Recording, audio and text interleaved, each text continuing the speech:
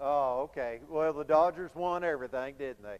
So how do they communicate on the baseball field, the manager to the guys? Kind of do that number or whatever and do all kinds of signs, don't they? And that's kind of one way to communicate.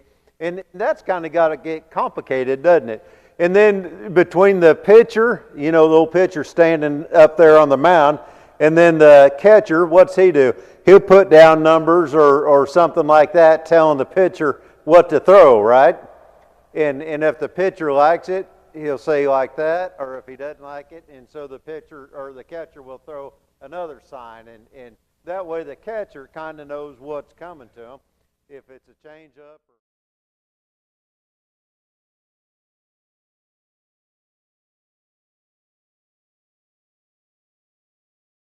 Gone away. How do football players communicate? So the center's here, and I always think about one of my favorite guys was Peyton Manning, and he not when he was with the Colts, but when he was with the Broncos, and he'd get down there and you play football, don't you? Do you play? And so what does the quarterback do? He'll call a play in the huddle, and then he'll go up behind the center, or maybe he'll be in the shotgun formation, and he'll say, Peyton always used to say, knuckleball. I don't know if they ever throw a knuckleball anymore. It's kind of a pitch that's gone away. How do how do football players communicate?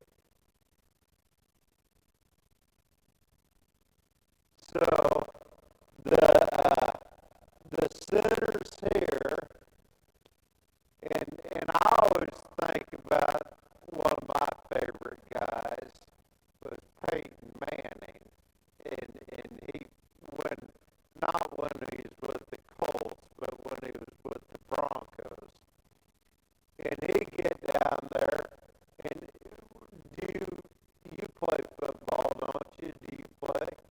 And so what does the quarterback do?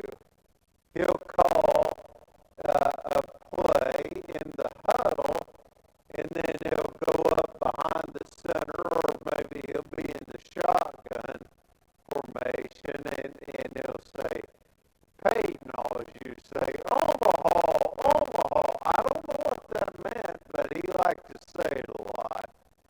And he'd call play like that. And so there's always communication like that. What other kinds is there? Can your mom communicate with you without saying a word? She can't? Yeah, see? See? Yeah.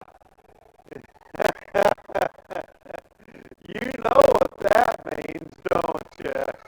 Yeah, that means, oh boy. Yeah, that means I'm in trouble. I better act straight. Yeah, and you've got, Laney, you got people can communicate with you without saying anything. So, so how do we communicate with God? You ever think about that, any? Porter, how do we do that? Or Laney, how do we do that? How do we communicate with God? You talk to Him. What's it called when we talk to God? What are we doing? Praying, right. And so we'll get down here in a little bit, we'll pray, and that's communicating with God. Now, do you know that God always knows what you need before you know what you need? That's a good thing, isn't it? Uh, that's like your mama, she'll know what you need before you know what you need, or your daddy does. But God's that way.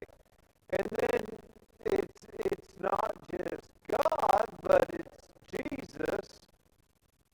And He came and died on the cross and rose again on the third day so that we can go to God directly through Jesus.